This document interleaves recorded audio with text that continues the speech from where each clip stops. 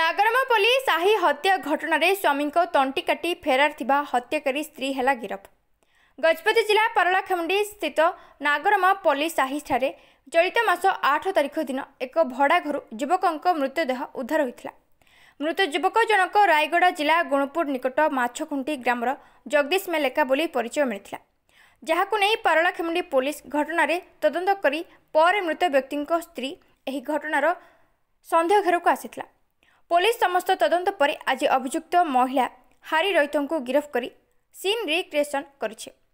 Police scene recreation बेले अभियुक्त हत्या संपर्क में समस्त तथ्य उपस्थापन करने सह हत्याकांड में व्यवहृत छुरी को बाड़ीपट नालू उद्धार करिछे।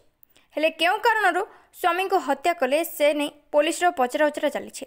एथिसह एही हत्याकांड में आउ किए किए संपृक्त अछंती से नहीं तदंत चलिथिबा पुलिस पक्षरु कहाଯାଇଛି।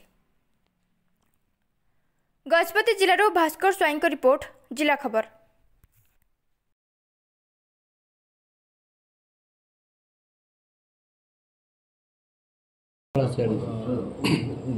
रायगड़ा जिलार गुणपुर अंचल गोटे यंग कपल पारलाखेमुंडी भड़ा सूत्र रोते नटराज सिनेमा हॉल पाखे से प्राय गत 2 मास हम से भड़ा सूत्र रही आसुले।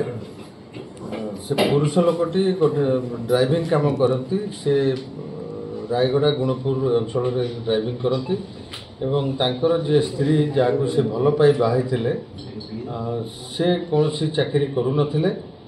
दुई जन जाक निज झीर घर जो गुणपुर अंचल से माने रोते बाहागर पर, किंतु परवर्ती समय से झील तार स्वामी को प्रवर्तित थिला जे मोर पारलाखेमुंडी मोर चाकरी हो आइदर स्कूल टीचर कि मेडिकल कौन चाकरी मत मिल जाव, अपॉइंटमेंट लेटर आसवा समय पाखला, तेणु आम चल से रहा।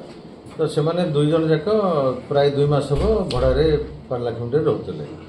हठात ये मे 6 तारिख दिन सकाळे तांको भितरे बचसा होईछि।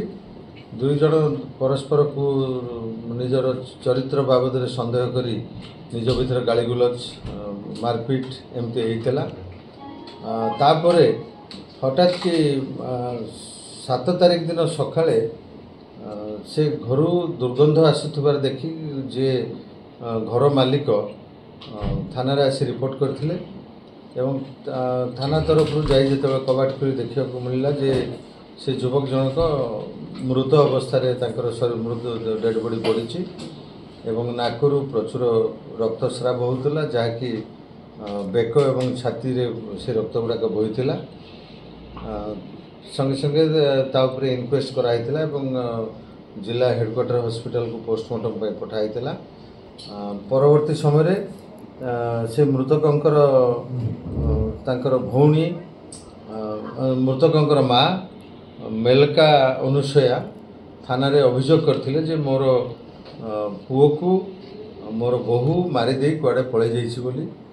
या उपरे आमर तदंत केस रजिस्टर कराइथिला एवं तदंत करागला। तदंत समय जना पड़थिला जे 6 तारिख दिन तांकर कली झगड़ा 2 जन हेबा परे मारपीट हेतिला एवं परे परे से स्त्री घर को कबाट को आउजे देई तरतर भाव में 2टी बैग धरी सेठारू पलि जाइथिला, जोटा कि पड़ोसी एवं अन्य आई विटनेस पाखर आमको शुणा मिलता। तो पोस्टमार्टम समय गभीर क्षत देखा मिलता डेड बॉडी बेक एवं छाती रे। या भित्ति करी पुलिस सन्देह दृढ़ीभूत होता से मृतकों स्त्री उपरे, जहाँ को गतकाली रायगड़ा जिलार गुणपुर थाना अंचल गाँव गिरफ करके अणा जाइथिला एवं आज कोर्ट चालान कराइछि। इंट्रोगेशन समय से मध्य निजे स्वीकार करिसेंती जे आमे स्वामी स्त्री भलरे रहउतलु, किंतु चरित्र को लेकिन आम 2 जन को ऊपर सन्देह रहिला, जोथिपाई से दिन आमर झगड़ा हैला। झगड़ा परे परे परिवा कटा छुरी रे मो स्वामी को आघात करथिली तांको बेक एवं छाती को, जहाँद्वारा से घटनास्थल मृत्यु हो जाइतिला एवं तांको मृत्यु देखी से सेठार पळै जाइथिबा कथा पुलिस निकट में स्वीकार करछि।